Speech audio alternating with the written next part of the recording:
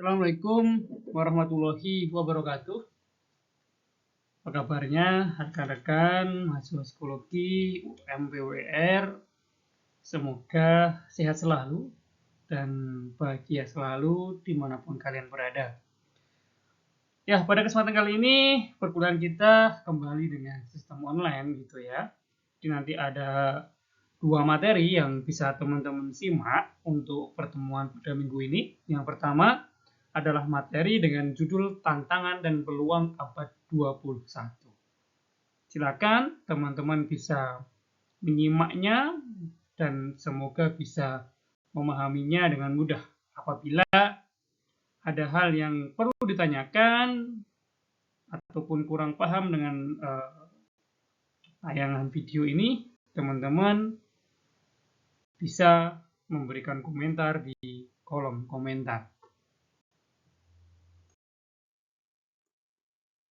Kita awali dengan pengguna internet di Indonesia. Pengguna internet di Indonesia itu mulai dari kalangan batita gitu ya. Bahkan anak di bawah 3 tahun pun sama orang tua sudah dikenalkan dengan internet. Ya, supaya tidak rewel ditontonkan berbagai macam video yang terkoneksi dengan YouTube, dengan aplikasi yang lainnya. Semua terkoneksi dengan internet sampai dengan orang-orang yang sudah lansia itu juga masih menggunakan internet di Indonesia. Menurut data dari Kominfo pada tahun 2024 tercatat sampai dengan bulan Agustus kemarin ada 221,5 juta pengguna internet di Indonesia. Tentunya ini data yang direkap dari Sabang sampai Merauke dengan responden 75% lebih masyarakat Indonesia yang ada saat ini ya. Jumlahnya ada 221,5 juta. Jadi sangat banyak teman-teman yang menggunakan internet di Indonesia. Ya karena memang saat ini adalah zamannya digital yang jika punya perangkat digital tapi tidak terkoneksi dengan internet, maka juga kita tidak bisa memanfaatkan kemajuan teknologi digital tersebut. Perangkat yang dipakai oleh masyarakat yang mengakses internet itu beraneka ragam, teman-teman. Ada yang menggunakan mobile phone atau HP ya dengan sosial medianya mungkin. Ada bisa menggunakan komputer, ada yang juga menggunakan laptop, tablet dan sejenisnya. Alasan utama masyarakat mengakses internet yaitu digunakan untuk beraneka ragam kegiatan gitu ya. Tapi yang paling banyak tentunya di media sosial gitu ya. Mencari hiburan di media sosial atau mencari uang di media sosial. Paling banyak ada di media sosial. Ya, itu dari beraneka ragam jenis usia, kemudian disusul untuk hiburan, untuk mengakses berita, kemudian digunakan untuk pendidikan ya, seperti kita saat ini, teman-teman lihat tayangan YouTube ini, online dengan internet untuk pelayanan pendidikan. Komersial yaitu untuk niaga, untuk perdagangan, bisa untuk online shop, kemudian untuk mengakses kalau online shop kan jual barang yang ada ya, dengan sistem digital. Komersial yang lainnya tentunya bisa dengan teman-teman mencari ide-ide untuk menunjang pekerjaan dari teman-teman. Kemudian layanan publik, sekarang berbagai layanan seperti contohnya BPJS gitu ya, bisa diakses dengan online gitu ya, mendaftarnya, cara mencairkannya gitu ya. Kemudian misalnya teman-teman naruh uang di bank untuk melakukan pembayaran juga bisa dengan sistem online, dengan m-bankingnya atau dimasukkan ke dalam dompet digital gitu seperti Dana, OVO, GoPay dan sebagainya. Nah, itu termasuk dalam bentuk layanan publik dengan menggunakan internet. Internet mengubah kita ya rekan-rekan gitu ya. Dari coba kita ingat mungkin 15 tahun yang lalu gitu ya. ketika teman-teman saat ini mungkin usianya berapa, 17 lah ya, katakanlah ya, 15 tahun yang lalu teman-teman 2 tahun. Internet mungkin belum begitu teman-teman rasakan pada waktu itu. Tapi seiring berkembangnya zaman, dari kalian balita sampai sekarang, menggunakan internet sudah jadi hal yang lumrah gitu ya, dan bahkan memudahkan kita dalam beberapa hal, terutama dalam pendidikan dan juga hiburan.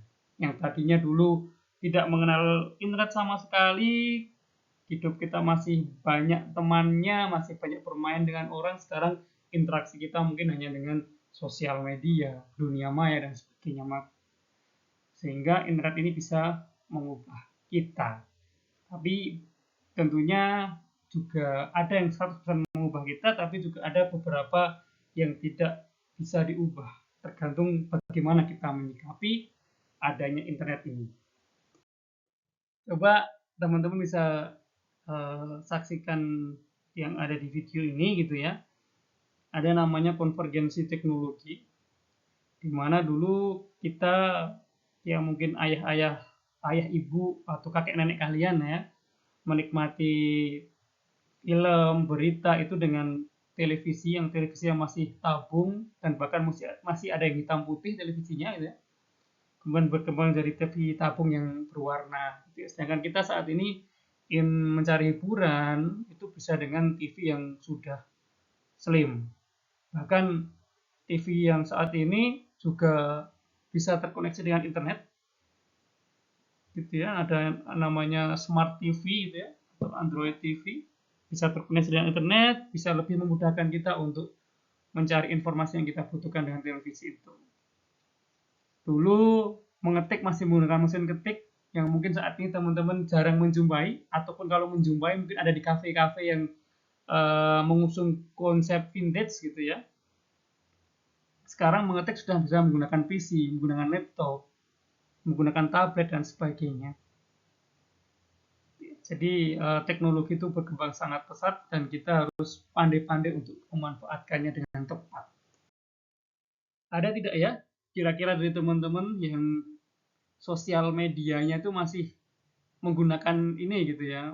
YouTube, Facebook mungkin masih ada sebagian yang pakai gitu ya. Twitter sekarang berganti jadi X. Tapi Skype gitu ya, mungkin teman-teman tidak menemui zamannya itu gitu ya. Sekarang Skype telah tergantikan dengan Zoom gitu ya. Kemudian untuk mendengarkan musik dulu tuh masih familiar menggunakan iPod, sekarang sudah ada Zoom, sudah ada banyak aplikasi yang ada di internet lah ya. Ada tadi Zoom, kemudian apa yang sering didengerin anak-anak sekarang, sebentar.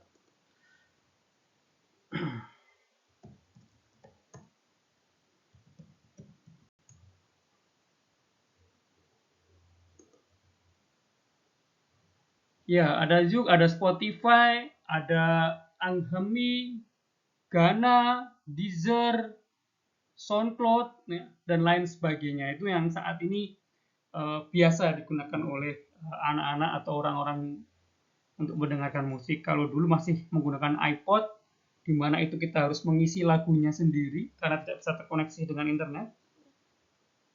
Sekarang sudah lebih mudah gitu ya, dengan beberapa aplikasi tadi seperti YouTube, SoundCloud, Spotify, dan sebagainya, tinggal koneksi ke internet, kita mau nyari apa saja ada. Ya kalau kita mau yang tanpa batas ya kita harus berlangganan. Kalau menurut teman-teman, internet ini banyak manfaatnya atau banyak mudorotnya? Mudorot itu tidak bermanfaat. Ya, silakan nanti teman-teman bisa membuat mini tugas untuk menjawab ini. Menurut teman-teman, manfaat dari penggunaan internet itu apa? 5 poin dan 5 mudorot dari penggunaan internet. Silakan teman-teman bisa tuliskan ini di kolom komentar beserta nama, NIM, dan kelasnya gitu ya, sebagai bentuk presensi juga. Jadi silakan tuliskan 5 manfaat internet dan 5 mudorot dari internet. Tuliskan nama lengkap, NIM, dan kelas untuk presensi. Waktunya untuk pengisian ini sampai dengan pertemuan yang akan datang. Jika teman-teman tidak mengisi ini di kolom komentar, berarti teman-teman tidak dianggap mengikuti perkuliahan di secara online dengan YouTube ini. Nah, perlu teman-teman ketahui gitu ya, setelah nanti teman-teman mengisi di kolom komentar gitu ya. Ini ada satu survei yang dilakukan di tahun 2022 gitu ya kepada 165 guru BK Jabodetabek, Sukabumi, Cilegon gitu ya. Didapati bahwa internet itu mempengaruhi murid dengan beraneka ragam. Yang pertama, membuat murid itu kecanduan, ya, 35%. Bahkan setiap hari tanpa mereka mengakses internet itu adalah hal yang mustahil. Pasti ada waktu-waktu para murid atau mahasiswa itu mengakses internet. Ya, walaupun mungkin hanya sekedar 10 menit, 1 jam dan sebagainya itu pasti. Kemudian yang di poin kedua adalah konten negatif. Ya, yang dikonsumsi ada pornografi, ada tayangan tawuran, konten kekerasan gitu ya, yang bisa mereka akses. Yang ketiga adalah cyberbully.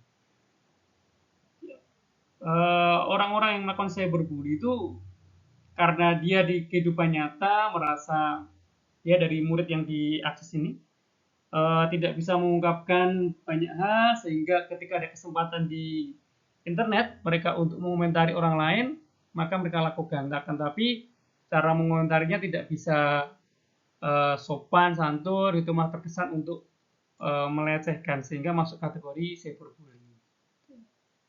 Kata-katanya dengan kata-kata umpatan, kata-kata kasar dan sebagainya. Kemudian 10%-nya ada pelanggaran privasi, gitu ya, seperti mengupload wajah orang lain tanpa izin, mengupload identitas tanpa izin, bahkan ada nomor KTP dan sebagainya, itu kan pelanggaran privasi. Dan yang terakhir adalah pedofil online, ya.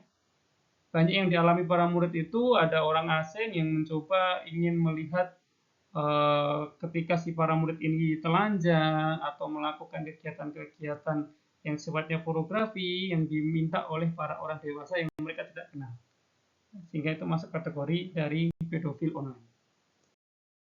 Mungkin bagi kebanyakan orang gitu ya, terutama orang yang memang tidak concern dengan dunia digital secara 100% gitu ya, cuma yang penikmat